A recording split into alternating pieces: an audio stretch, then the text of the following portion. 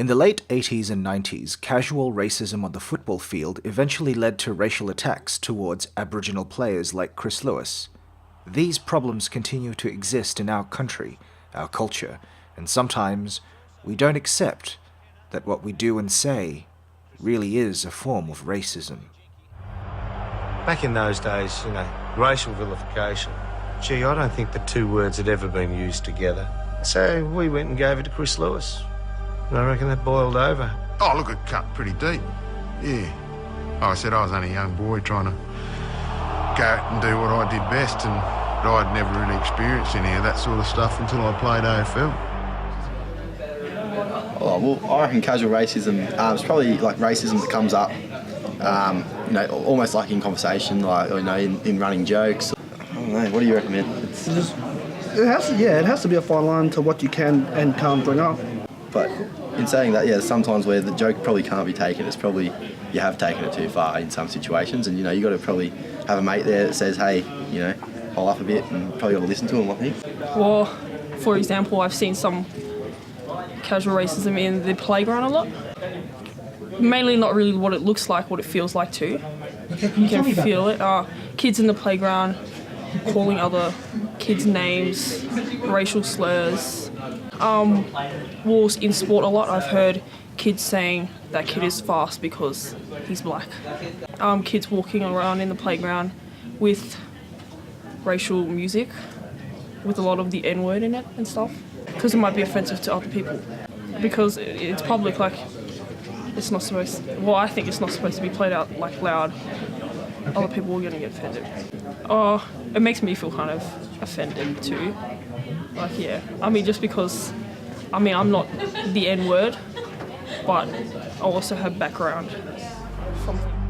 Chris Lewis's greatest strength was his ability to cope with that type of pressure, which was the norm in those days. Absolutely disgraceful. I don't think eras have anything to do with it. Black Sea and all this sort of stuff. The crowd were quite vocal in that sort of area, which was always a bit upsetting. Only now in this day and age do we understand what we've done. I've apologised to Chris Lewis since. Pretty dark sort of memory of it, and something that I'm not proud of.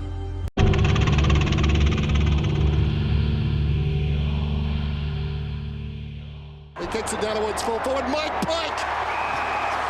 About to say, kicked at the best contested mark in the game. But the victory was overshadowed by an alleged racist taunt involving Goods in the dying minutes. The incident seeing one Collingwood supporter thrown out by MCG security. Jamie Mitchell, Sky News Sport.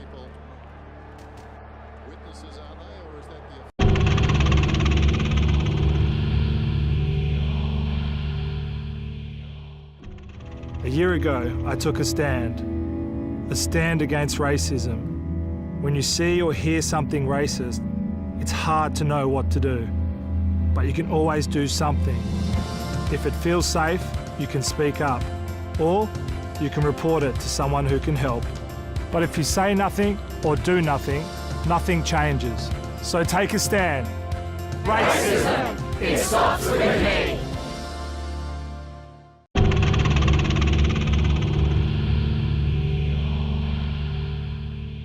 News today that Sydney Swan star Adam Goodes is considering retiring from the AFL. The playing future of AFL star Adam Goodes is in doubt this morning. Goodes has taken some time off after West Coast supporters abused him. The Fairfax papers report the dual Brownlow medalist is now considering immediate retirement because the booing is impacting on teammates. There's still a great level of resentment for what he did here at the MCG a couple of years ago when he called out that 13-year-old girl. For racially abusing him. Yeah, that's racial. Alan Jones. They're booing Adam Goodes because they don't like him and they don't like his behaviour. They don't like the spear throwing and the running in and doing a war dance. That's racial. Steve Price? Yeah, I think nobody's booing it is racially motivated. No. Why do you think I think people are booing him because he has decided to parade his Indigenous credentials strongly. That's specifically racial. Alan Jones, do you want to have another go? I mean, this is typical Adam Goods. He's always the victim. Does Adam Goods ever look into the mirror and ask himself why? Yeah, Alan, I reckon he looks in the mirror and he knows exactly why. Where to? He's first. Oh, it's okay. Take you. No, it's not okay. He was next.